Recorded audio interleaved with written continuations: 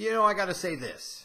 The NBA regular season just really doesn't matter two hella beans. And when your regular season largely is invalidated because people know it doesn't really matter, it doesn't make for a very entertaining product. And even once you get to the playoffs, even if you have a surprise series here or there like Indiana-Cleveland that goes 7 and you didn't expect it to in the first round, for the most part, there's always that feeling of inevitability all year long where you're ultimately thinking it's going to be Warriors and Rockets in the Western Conference Finals and a de facto NBA Finals, and then LeBron and his Cavaliers taking on somebody else in the East like Boston, Toronto, Philly, whoever it might end up being in the Eastern Conference Finals. And it would be the winner of Warriors-Rockets getting the right to beat up on LeBron's sorry-ass Cavs in the finals. That's what it felt like all year, didn't it?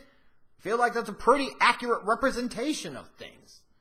So then you get to where the conference finals are over. It's the Golden State Warriors versus LeBron James and the Cleveland Cavaliers for the fourth time, and this time it counts, baby!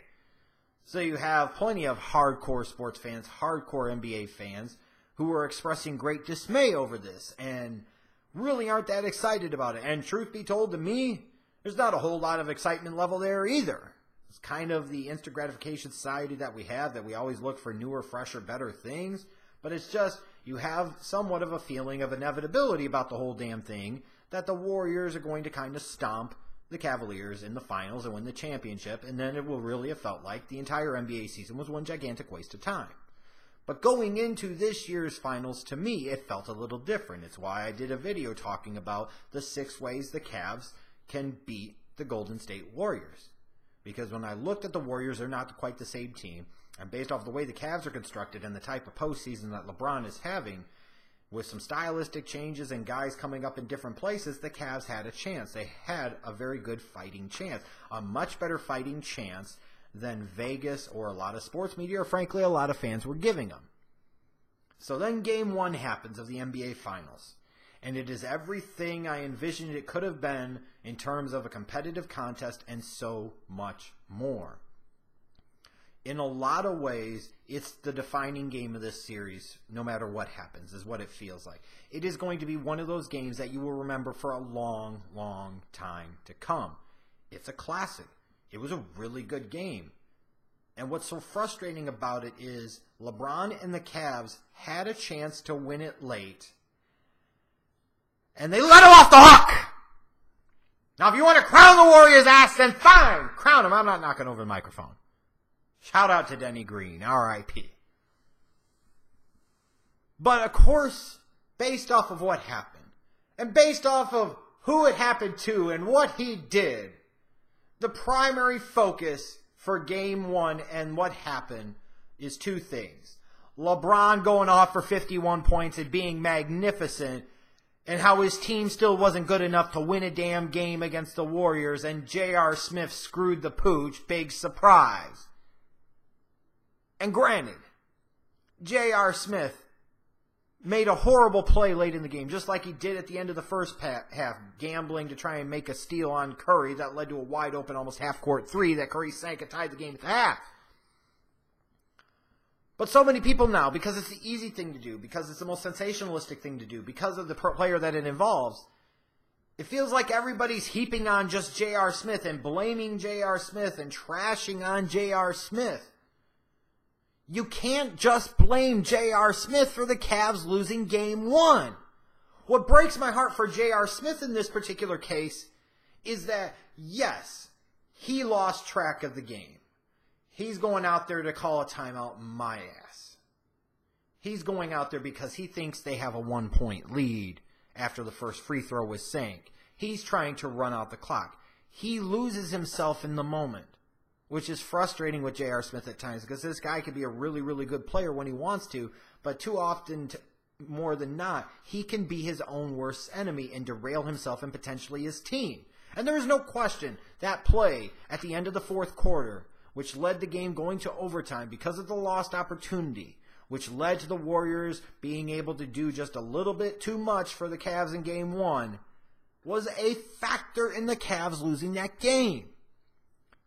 But the amount and degree that everybody is solely focusing on that play and blaming this dude almost exclusively is absolutely ridiculous. We need some context here. Stop sensationalizing this shit. Because if we want to talk about things, let's talk about the fact that in a clutch situation, J.R. Smith came up with a big-time rebound. Like, he had no business getting that rebound. What the F was Kevin Durant doing in that circumstance and situation? J.R. Smith gets a rebound. Why the hell is he even there in that position to potentially get that rebound? Why is he there? It doesn't matter. He still got the rebound. But we're going to focus on the negative end result. If he doesn't get the rebound, none of it freaking matters anyways. Nobody's really talking about the fact that George Hill, with under 5 seconds to go on the road in Game 1 of the the NBA Finals, has 2 free throws with a chance to put the Cavaliers in the lead. He hits the first one and he bricks the fuck out of the second one. Why is George Hill getting none of the blame for sitting there and missing that second free throw? Why is LeBron not getting any blame for when J.R. Smith came out, instead of LeBron saying, give me the damn ball, Wade, and he had been so magnificent the entire game, he's sitting there trying to point to the dude that just, oh my fucking Lord. Why aren't we talking about the foul call that was changed because now we could go to the damn replay footage and change foul calls? Like, I always hate when we focus on, in sports, one play or one mistake made by one player as being the sole primary reason that a team lost. That's absolutely ridiculous. It is like it's ridiculous to say LeBron James, if he won the NBA championship this year, solely and truly did it by himself. That is impossible. Like, that is physically impossible in every scientific sense of the word. You could say that he led his team, absolutely. You could say he carried his team on his back, absolutely. But to say he did it singularly, entirely, is just complete and total phony crap. And we need to stop saying that. And it's just so unfortunate that a guy's going to be defined his entire career off of that one play, when if he wouldn't have made a good play right before it, we wouldn't even be talking about it. If the damn guy at the free throw line, George Hill, hits the second free throw, we might not be ever talking about something like this. If you don't get a late game foul call change because of a replay, we might not be talking about it. There are all of these things that go into whether a team wins or loses, and we always seem to focus on the lowest common denominator, easiest thing. And don't get me wrong, it's easy to make fun of J.R. Smith, and it's easy to make fun of this, as you've seen on Twitter and social media over the past couple of days. But I gotta defend J.R. Smith here a little bit. He had some moments in that game where he was good.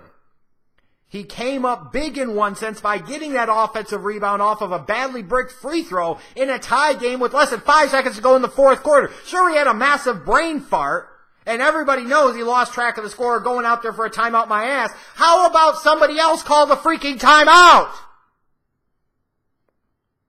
Stop blaming J.R. Smith alone for the Cavaliers losing Game 1, because it is a ridiculous thing to say. They might not have even had a chance to win the game if it's not for J.R. Smith. And furthermore, there are so many other things, especially late, that went into all of this, that one player does not deserve all the blame for this, and it should stop.